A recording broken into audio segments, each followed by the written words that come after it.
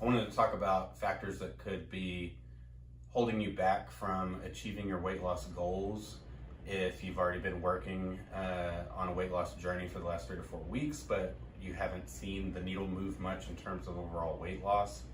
There's a few things we look at. First and foremost, the weight loss is going to be largely diet mediated, meaning what you're eating. And so if you are struggling to really see the scale move at all, you really need to take a few days of measuring out all your foods, all your liquids, your dipping sauces, look at the serving sizes, actually weigh that out, and then track everything for 3 to 4 days. That sucks. It's time consuming, but it is crucial for a couple of reasons. One is overall calorie awareness, so you can just be aware of how many calories are in everything that you come in contact with day to day. What's at your house, what your kids are eating, your various liquids, the dipping sauces, all that can sneak in a lot of calories that you're not accounting for. And then at the end of the day, see where you're landing with your overall calorie intake. That's going to let us know kind of where we're at. We can kind of use your basal metabolic rate and how active you are throughout the day to determine a calorie goal, see how far off you are. If you are in a calorie surplus, you're not going to be losing weight whether you're on a medication or not. The medications are to kind of aid the weight loss journey and they make it easier to be in a calorie deficit, but we do need to see what's holding you back, especially if you perceive that you are in a calorie deficit. Anything that you eat or drink needs to be tracked or measured. Be truthful with yourself. Even licks, tastes, and bites can add up to 400 to 500 calories a day that you're not even thinking about if you're finishing your child's plate after they're done before you throw it away. If you're taking a couple bites while you're cooking and just kind of tasting food, sometimes that adds up that you're not thinking about, and that can push you over depending on what it is. The next is activity.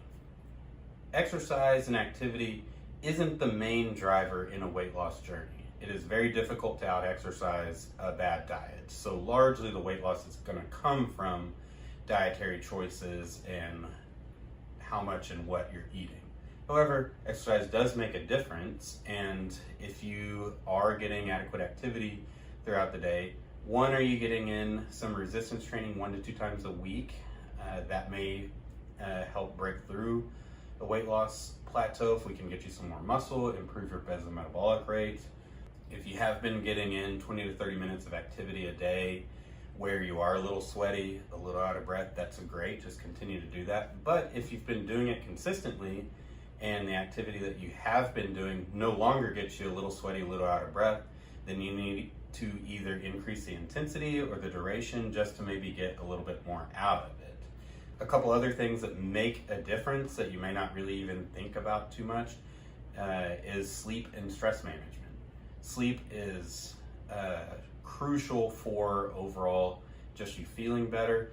There are studies showing that people on a weight loss journey, people who get 7 to 9 hours sleep lose more weight than the people who only got 4 to 6 hours of sleep. Sleep is going to help you recover, and if you're well rested, you're going to be less likely to give in to cravings the next day. Additionally, stress management makes a difference too. If you are in a time of your life that is very stressful and you are having difficulty controlling your stress, that's going to continue to increase cortisol and other hormones that make it difficult to just control hunger. Another thing to consider is how consistent have you been? Have you been tracking Monday through Friday and then kind of going off the rails Saturday and Sunday? If you are tracking and you're in a good 200 to 300 calorie deficit Monday through Friday, that's, say 1,000 to 1,500 calories in a deficit. If you're going too overboard on the weekends, you could undo that 1,000 to 1,500 calorie deficit that you've done in one day, which doesn't move the needle that much in terms of overall weight loss. And I'm not saying you have to be perfect day in, day out, but you just need to have more wins than you do losses. I like to try and shoot for 80 to 90% good and 10 to 20% live your life. The thing to consider is labs and other metabolic factors. Have we checked your thyroid, your hormone levels, your vitamin D? Is that something that your PCP has done. Is that something that you'd like to contact us about? If you are just beginning your weight loss journey and the medications are still new, we may need to increase the dose of the medication. We may need to change medications, or we may add a medication to the medication you're already on. The medications are a great tool in a weight loss program, but I do like them to just essentially be an adjunct to lifestyle factors. I would like you to make changes in your lifestyle that are conducive to weight loss, whether you're on a medication or not. And then we bring the medication in to get that 20 to 30% of your weight loss journey instead of relying on the medication 75 to 80%. An exercise I'll tell some people do at times is just to visualize yourself at your weight loss goal. How long do you think it took you to get there? What do you think you're doing day to day at that time that you're not doing today? Is there anything that you can make that you feel that would better achieve your weight loss goal, and what steps need to be taken to achieve that? Weight loss is overall a journey. It takes time. Weight typically didn't come on in 1 to 3 to even 6 months. It typically is going to take that long or longer to get back down to where you were. Small, consistent changes are really what drive the needle in overall weight loss.